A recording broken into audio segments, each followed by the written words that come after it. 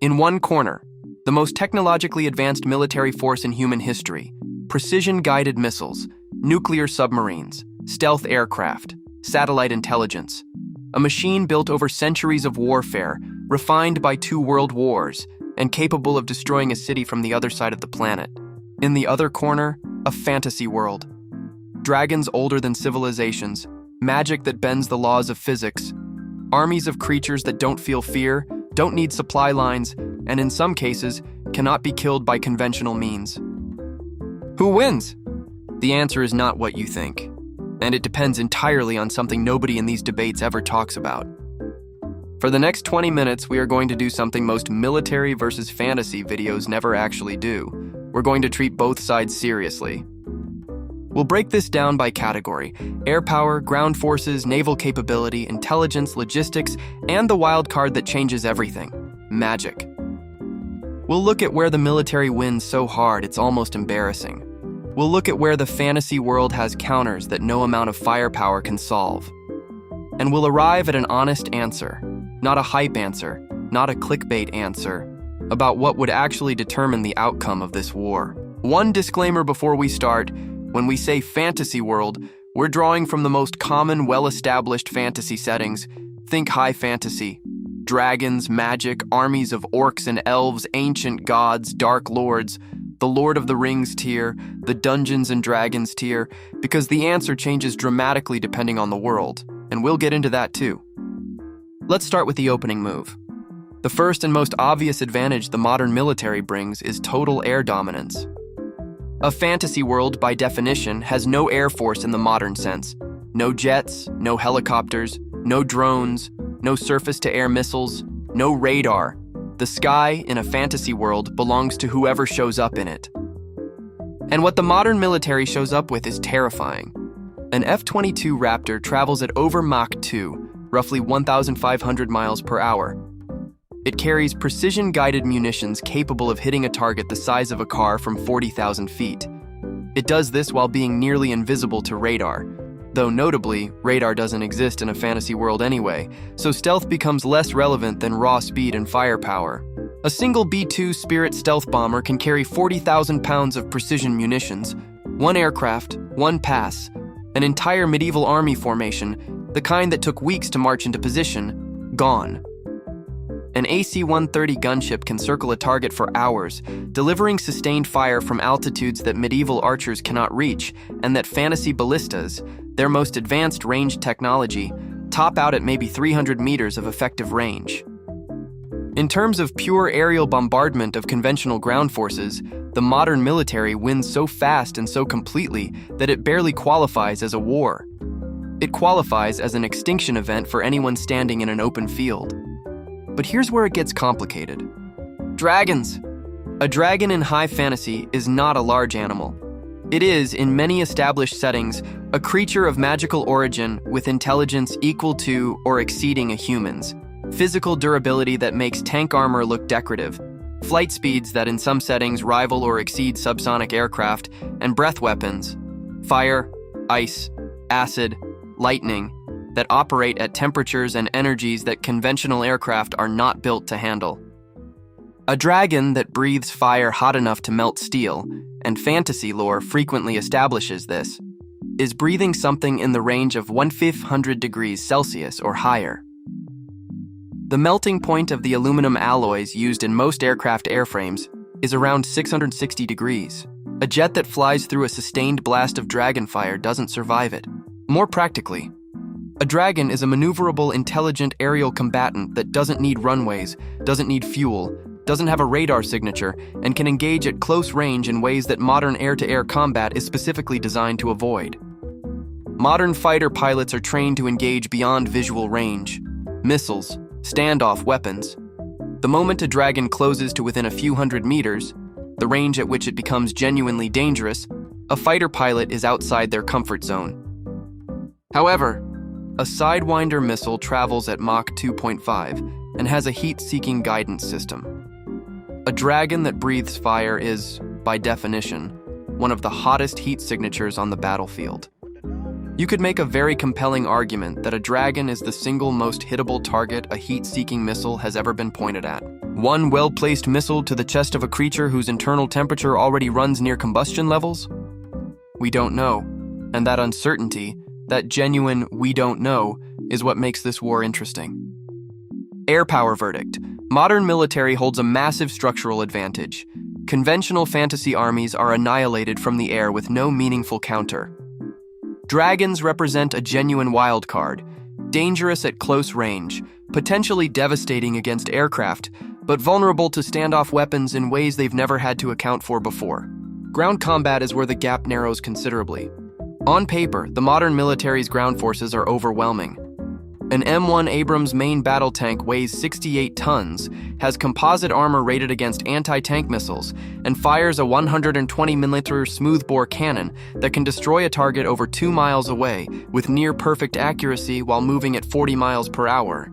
Against a medieval infantry formation, even a massive one, tens of thousands strong, a column of Abrams tanks is not a battle. It is a geological event. The infantry has no answer. Arrows don't penetrate composite armor. Swords don't penetrate composite armor. You could stack every knight in a fantasy world in a single field, and a tank column would drive through them without slowing down. But fantasy worlds are not open fields. They are ancient forests with trees that don't appear on any satellite map. Narrow mountain passes that tanks cannot navigate. Underground tunnel networks built by creatures that have lived beneath the earth for thousands of years. Swamps, magical terrain, environments that actively shift and change. Cities built without the street widths that armored vehicles require. The modern military has spent decades learning the hard lesson of urban warfare, that a tank in a city street is vulnerable in ways it simply isn't in open terrain. A tank in a fantasy city, surrounded by buildings that could contain anything, against enemies who know every alley, every tunnel, every collapsing structure, that tank is in trouble. And then there are the fantasy ground units that don't follow conventional rules. Trolls that regenerate, wraiths that pass through physical matter. Golems made of stone that conventional rounds don't reliably stop. Undead armies that don't feel pain, don't retreat, don't need supply lines, and literally cannot be demoralized because they have no morale to break. Modern infantry doctrine is built around breaking an enemy's will to fight. Fire superiority, flanking maneuvers, psychological pressure, all of it is designed to make the other side decide that continuing is not worth it. An undead army cannot make that decision. It fights until it is physically destroyed, every single unit, every single time. And physically destroying every unit of a large undead army requires an enormous amount of ammunition, which brings us to the single most important factor in this entire war: logistics.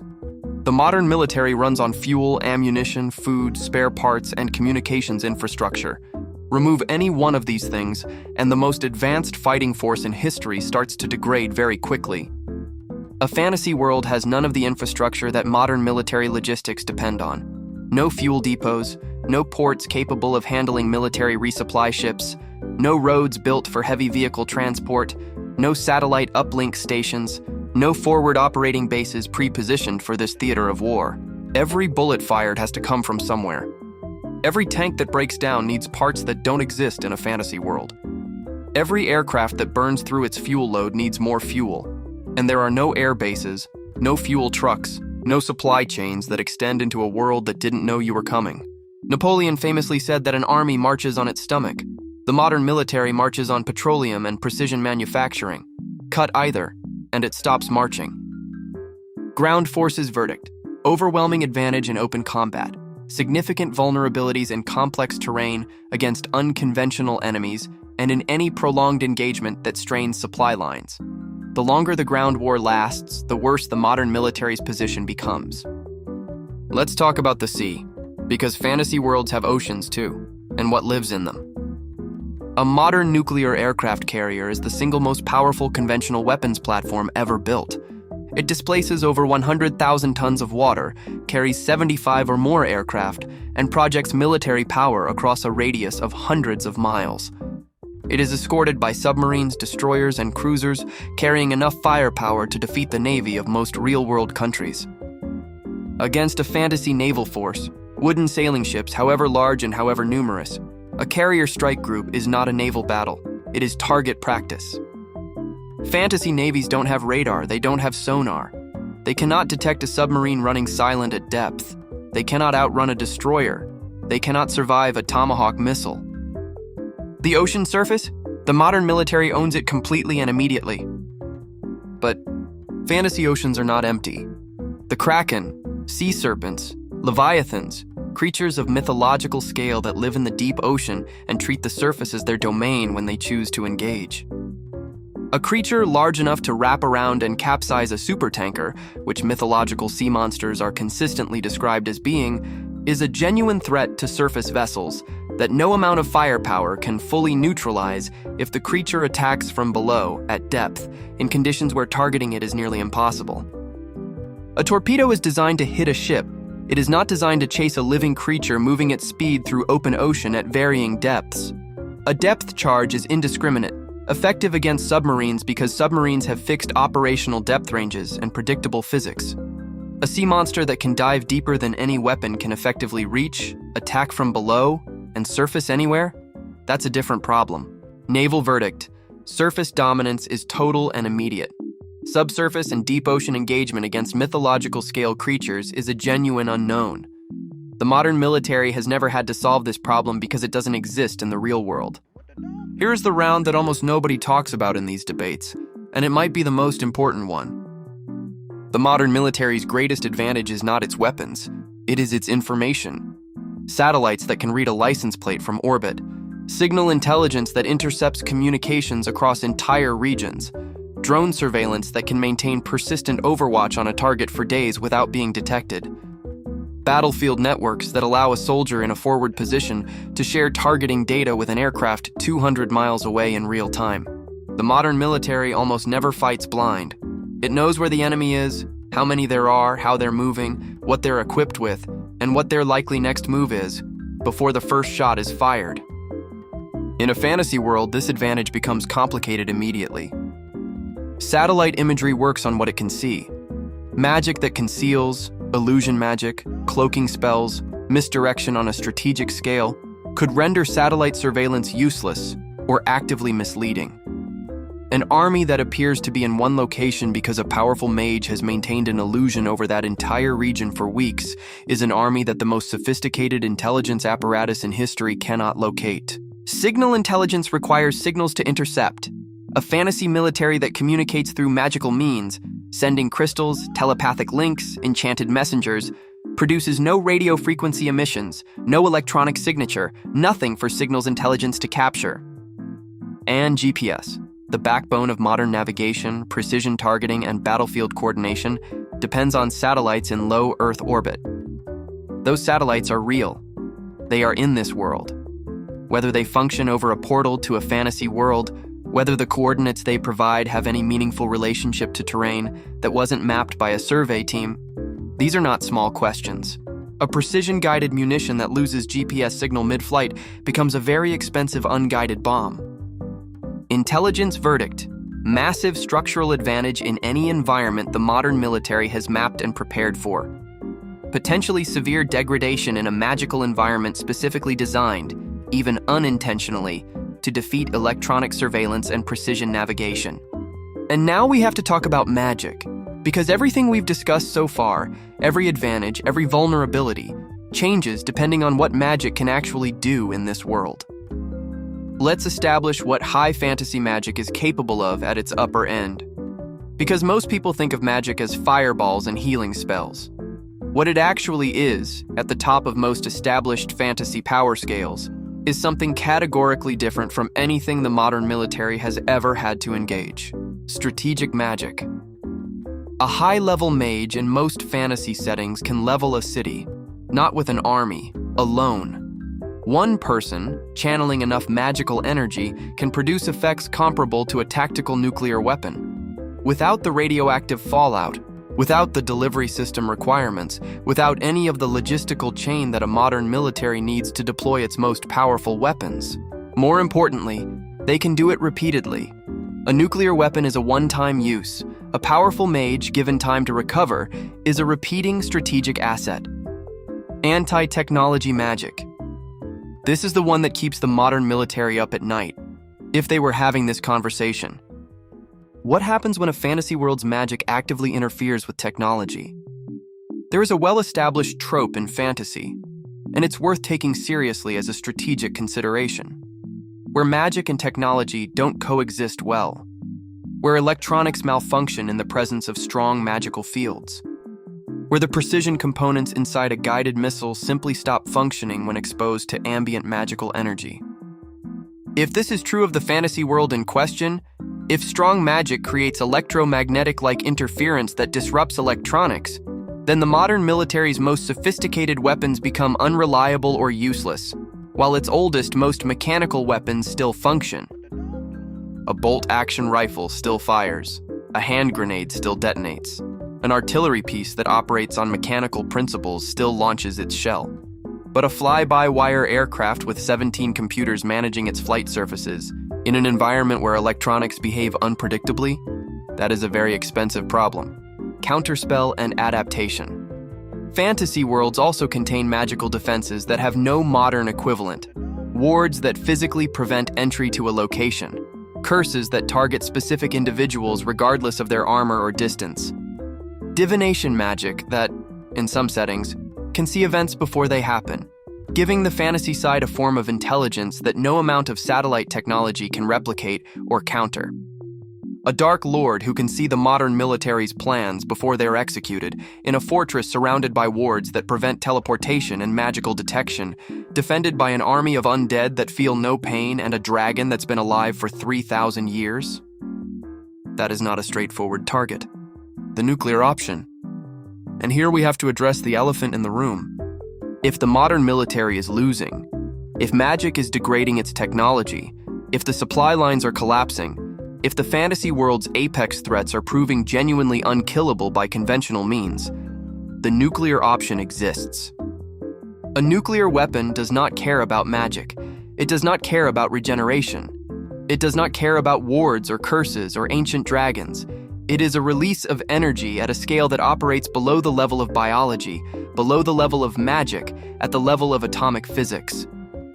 A dragon caught inside the blast radius of a nuclear weapon does not survive it. A Dark Lord's fortress does not survive it. An undead army does not survive it. But this is also where the modern military faces its hardest question, because deploying nuclear weapons in a fantasy world means accepting what comes with them. Fallout, contamination, the permanent alteration of the landscape, the very real possibility that destroying the threat also destroys the reason you were fighting, the land, the people, the resources. And there is one more consideration that never gets discussed. What if the fantasy world has its own equivalent? A spell capable of extinction-level effects, cast by a being that has existed for 10,000 years and has had time to perfect it, is not categorically different from a nuclear weapon in terms of strategic outcome. It just looks different. Magic verdict, the single greatest variable in this entire analysis. A fantasy world with weak, limited magic loses to the modern military convincingly. A fantasy world with strong, strategic, technology-disrupting magic fundamentally changes the nature of the war and potentially wins it. So here's where we stand at the halfway point. The modern military dominates the air, owns the ocean surface, and would annihilate any conventional fantasy army in open battle. It is, by every measurable conventional metric, the superior force. But it has real vulnerabilities. In complex terrain, in long logistics chains, in any environment where its electronics are disrupted, and against threats that don't follow the rules of engagement, it was built to handle. Now we need to answer the question this whole video has been building toward: what actually determines who wins? And we need to look at the scenarios where each side takes the war. Stay with me. This is where it gets decided. Scenario A, the modern military wins, and wins decisively. The conditions. The fantasy world has limited low-level magic, no strategic spellcasters, no technology disruption. Conventional armies, even with trolls and monsters mixed in, fighting in terrain that allows armored vehicles to operate. In this scenario, the war ends faster than most people would believe possible. Day 1. Airstrikes eliminate every identified military formation, command structure, and fortified position. GPS functions, precision munitions function. Every castle, every army encampment, Every known dragon roost identified by drone surveillance gets hit simultaneously. Day 3. Ground forces move in. Infantry supported by armor. Any resistance that survived the air campaign faces combined arms tactics that medieval military doctrine has no answer to. Flanking movements coordinated by radio, in real time, faster than any messenger system can respond to. Week 2. The fantasy world's military capacity is effectively destroyed. What remains is an insurgency problem, which the modern military has experience with, even if that experience is complicated. The fantasy world in this scenario never gets to use its advantages. Its armies die before they close to melee range. Its castles fall before they can be defended. Its monsters are killed from ranges and altitudes they cannot reach. Speed and precision are the decisive factors. The modern military's ability to project overwhelming force faster than the fantasy world can respond or adapt is the war-winning advantage. The military wins when magic is limited, terrain is workable, logistics hold, and the war ends before supply chains become critical. Basically, when the fantasy world fights the war, the modern military wants to fight. Scenario B, the fantasy world wins, and this one is more plausible than most people want to admit. The conditions: a high magic world with strategic spellcasters, technology disruption, and a Dark Lord or equivalent apex entity that can coordinate the defense intelligently. Week 1. The modern military's electronics begin malfunctioning in proximity to high magical density zones. GPS becomes unreliable. Fly-by-wire aircraft start experiencing unexplained systems failures. Guided munitions miss. The precision advantage, the thing that makes modern air power so lethal, begins to erode. Week 2. A coordinated mage strike on a forward operating base. Teleportation-based insertion of magical assets behind the front line. Communication arrays disrupted. Supply convoys attacked not by armies, which can be defended against, but by a single high-level mage who hits and vanishes before a response can be coordinated. Week 3. Dragons begin targeting aircraft, not in open aerial combat, but on the ground. A dragon that is intelligent enough to avoid engaging F-22s in the air is intelligent enough to attack air bases at night, on the ground, while the aircraft are refueling. An F-22 on the ground with no pilot with fuel trucks nearby, attacked by a creature breathing something hotter than jet fuel ignition temperature, is not an F-22 anymore. It is a very expensive fire. Month 2. Logistics collapse. Fuel is running low. Ammunition resupply is being interdicted. The modern military, designed for short, decisive conflicts with resupply infrastructure behind it, is now fighting a prolonged war of attrition in hostile terrain, against an enemy that doesn't need supply lines, against threats it was never designed to engage. The fantasy world doesn't need to defeat the modern military in a single battle.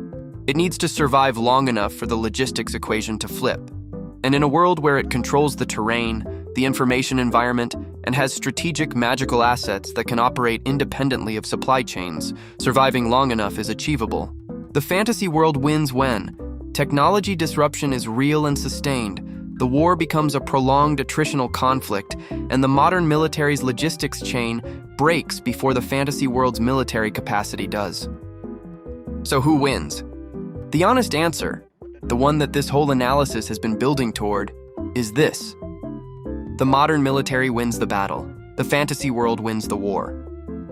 In any direct, immediate, conventional engagement, the modern military is so far beyond anything a fantasy world can field in terms of raw firepower, speed, and precision that the outcome isn't close. The modern military is the product of centuries of human ingenuity, sacrifice, and the relentless drive to build something that wins. A fantasy world is the product of something older, myth, magic, and the deep human instinct that some things exist beyond what can be measured, targeted, or destroyed. Put them against each other, and what you get is not a simple answer. You get the most interesting war never fought. No clear winner, no guaranteed outcome, just two systems, each built to dominate its own world, crashing into each other in a conflict neither was designed for. Which side would you bet on? Drop it in the comments, and if you enjoyed the video, make sure to leave a like and subscribe. My goal is to reach 100K subscribers, and your help will be much appreciated. Thanks for watching.